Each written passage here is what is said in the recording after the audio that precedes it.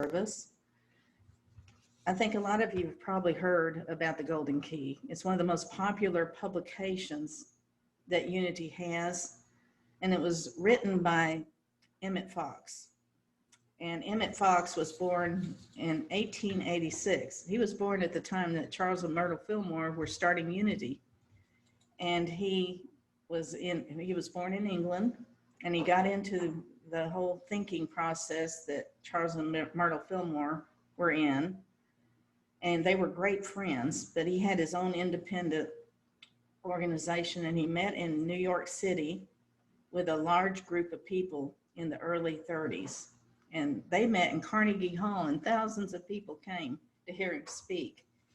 And he was the author of many, many books, but his most popular publication was a pamphlet, believe it or not. And the pamphlet was a life changer for so many people, and that's why it was so popular. And Charles and Myrtle Fillmore asked if they could publish the pamphlet, and they got permission from him. And it's a short version of what it takes to solve any problem. Wouldn't you like the answer to any problem that you've got going on? Any problem at all. And it's, he called it a practical guide for getting out of trouble. I mean, that's a good way to put it. A practical guide for getting out of trouble. And Ivanhoe Van Zandt, I hope I pronounced her name right. She's on the Oprah Winfrey Show. She really embraced this. She was one of the ones that really promoted this. And she said it's worked for her. And let me say what it really is, because I think that once you hear it, then you can, let me see if I can, here's a synopsis of what it is. And she put it in her online website. So listen, this is it. Stop thinking about the difficulty. Isn't that hard? Stop thinking about the difficulty, whatever it is, and think about God instead. This is the complete rule. And if only you will do this, the trouble, whatever it is, will disappear. It makes no difference what kind of trouble it is. It may be a big thing or a little thing. It may concern health, finance, a lawsuit, a quarrel, an accident, or anything else conceivable. But whatever it is, stop thinking about it and think of God instead. That is all you have to do. Now that seems simplistic, but Ivanhoe said that at one point, and I put this in the newsletter, that she was forced to file for bankruptcy because of a huge tax debt. And she woke up with one morning with a credit score of 760, and by the evening it was 525. Everything was gone. She had no place to live. And so she immediately, she heard about the Golden Key, so she immediately began to use that thought that we just said. Instead of thinking about the problem, you think about God instead. So, and for her, she had to have a visual image. So she had a God jar. And she described her God jar as a mayonnaise jar that she put something in. And she put her problems in this God jar. We've sold God jars here that look just like that, really. But for her, that was symbolic. She put her troubles in the jar and just let them go. Within 3 days, she was paid 3 months rent in advance and moved into a new home. And in reality, all she did was focus on God, and everything else took care of itself. So she's a big proponent of that. Ironically, the place where Emmett Fox had his meetings was also the beginning of AA. His secretary's son was an associate with the founder. So AA uses this higher power in it too. And so that meeting together, I think, was really beneficial. And Unity has a lot of groups that meet, the AA groups of a resort that meet in different churches. So that whole concept of just letting go and letting God is so powerful. And I was really struck by another person who used this concept. And I said last week that I found this book, Becoming Supernatural, in a store, and I read out of it every morning. And it's by Dr. Joe Dispenza. And in it, he described a situation that is like the golden key for the person who was going through a bad situation. And I thought I would share this story because once you hear a story, and if you can relate to the story of some of the problems that you're going through, it gives you a little incentive. And I just think it's really interesting that the daily word, with God, all things are possible, just fits perfect into this talk. And this story is about a woman named Anna Willems. And in June 2007, she was living in Amsterdam, and she was a psychotherapist. And she was part of a major psychiatric institution that was thriving and making lots of money every year. She was married to a lawyer, and they had 2 children, 12 and 11 years old. And one day she was reading on a weekend, and there was a knock at the door, and 2 policemen came to the door and said that her husband had jumped off the highest building in town. All of a sudden, her life was upside down. She said she felt pains go through her body. She was faint. All of her stress hormones went into action. And you know, when you have stress, your pupils dilate so you can see better, your heart rate and respiratory issues began. Glucose was released into her bloodstream, and her immune system was beginning to go into overdrive. And she was in shock.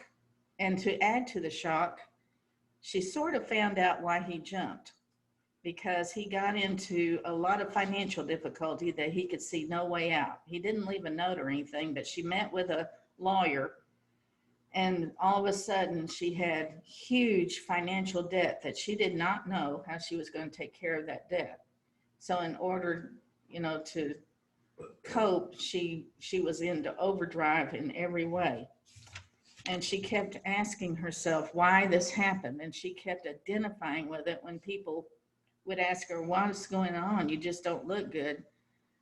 She would tell them the story. And so every day she was replaying the story. And I know sometimes we find ourselves replaying stories. It's like a broken record, as they call it.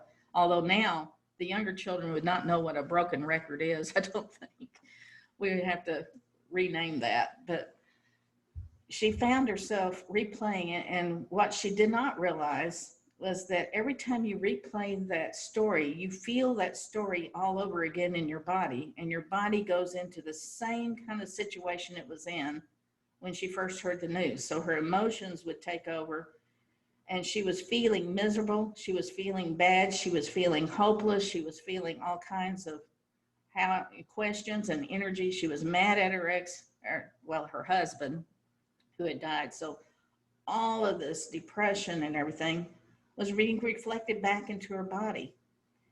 And so one day in March of 2008, she woke up paralyzed from the waist down. She could not move. And they took her to a hospital, and she stayed there for 2 months. They were trying to figure out what was wrong with her. And they finally decided that her body was fighting against itself. It was an autoimmune system. And that was because her body was just all engaged all the time with stress. This is what happens if you don't let go of the stress. Your body starts to get stuck, and all of her resources were going down. Her immune system was going down. Her body could not cope with everything that she was thinking and you feel sorry for someone like that. Actually, all the troubles that she had, she was justifying all of that, but her body was reflecting all the stress that was going on. She was stuck in the past. And in order to get her out of the immune system problem, she was given a whole lot of drugs. And then that didn't help her immune system, though. It just put more stress, and she started having an aggressive bacterial infection, which caused a lot of massive antibiotics. So she was taking steroids, antibiotics. She was still feeling miserable about her life. She couldn't work, and she was worried about her kids. she was dealing with a whole lot of problems. So her mother moved in after she was released, and she started taking uh, pills for her depression, and she was loaded up with medicines. And she thought nothing could get worse. I mean, she started having ulcers in her mouth where she couldn't eat. She had ulcers in her upper esophagus. She couldn't move. She was still paralyzed. And somehow or another, she must have had, I don't know how she got involved in a relationship with her feeling so miserable and not being able to move, but she got into a toxic relationship with a man. And through that relationship, she ended up losing her job, her house, and she had nowhere to go but to move in with his boyfriend.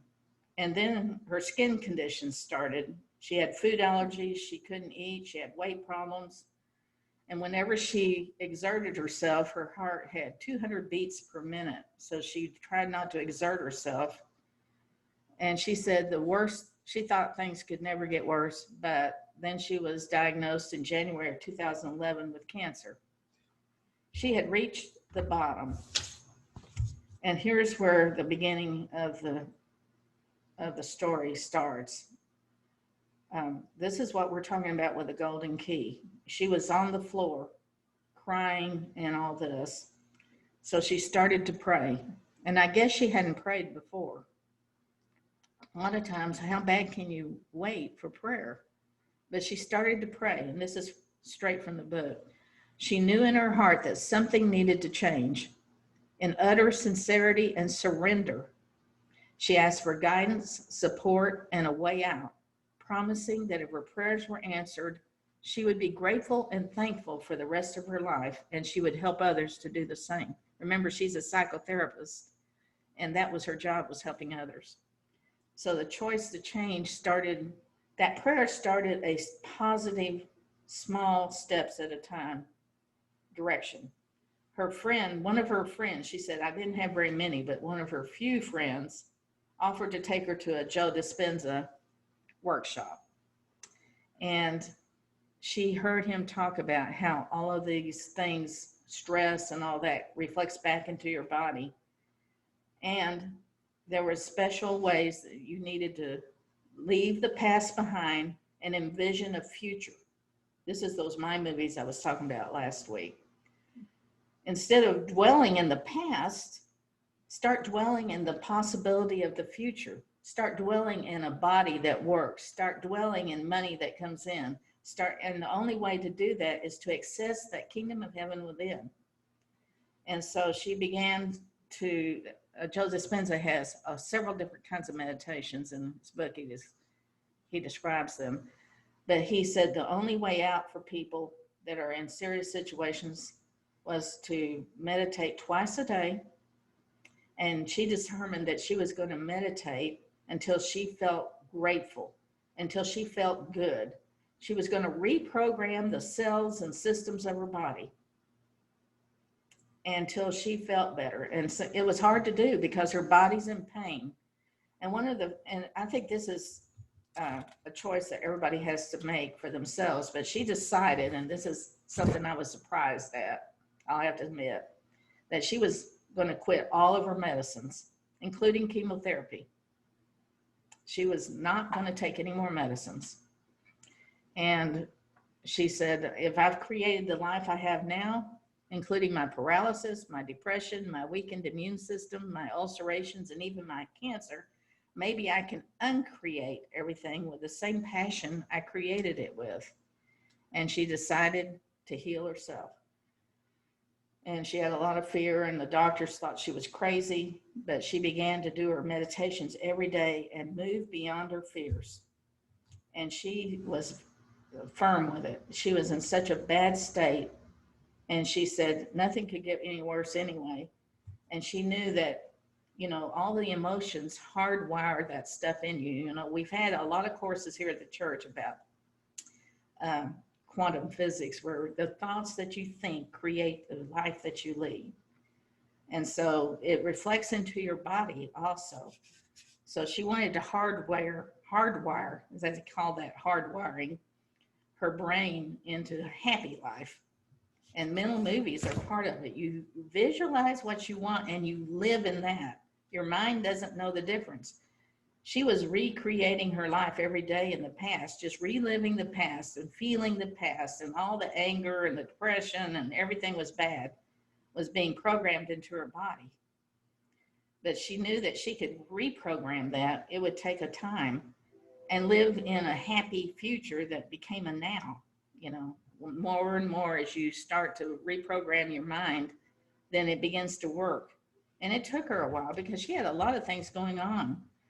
She kept doing the, for a year, her health didn't change very much.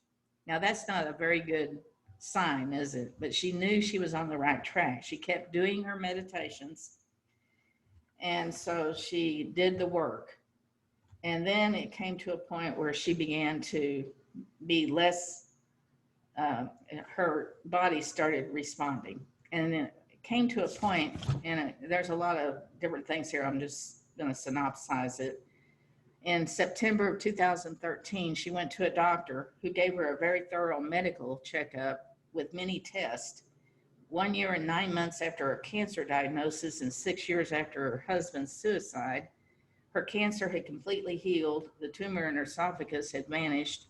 Her blood test showed no cancer markers, and her mucous membranes were healed.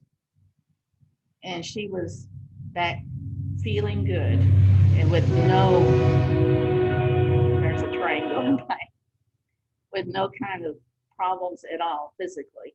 And psychologically, when you get into those meditations, you feel good. So she was happy, and um, Joe Dispenza gave her a job as one of his corporate trainers, and she founded a successful psychiatric institution employing more than 20 therapists and practitioners. She's financially independent. She earns enough money to live a rich life. She travels around the world, visits beautiful places, meets very inspiring people, has a very loving and joyful partner, as well as new friends and new relationships. And how did that all start? When she prayed and when she decided that she was going to turn everything over to God. And that's the key. And if it works in her life, and she faced every kind of problem that you can really think of, you know, with her. I mean, everybody has different versions of the problems. We all have problems. And, you know, that's exactly what she does. And that's, I've tried, I've worked with this. That's why I have this with God, all things are possible. I work with that all the time. If I have a problem in my life, I just say, I can't solve it. There's just no way my mind can think of a way to solve it. And I've gotten in the habit of giving it over to God. And it's amazing what can happen if you continually do that. You know, if you just don't give up on yourself. A lot of people just give up. They go into addictive behaviors. They do alcohol or drugs or whatever because life is too hard, not realizing, you know, that within you is this answer to having a happy life, to being healed, to having a purpose, to doing things. That's what Jesus was talking about in all of his teachings on the Sermon on the Mount. And it's possible for each and every one of us. And so I'm going to end there now, and I'm going to play a song that I think kind of reflects the way she was wanting to feel, which is thankful, and I hope you can hear it. Next week, if we are successful with the streaming, you won't have a problem hearing the songs, and I won't be doing all this. So let me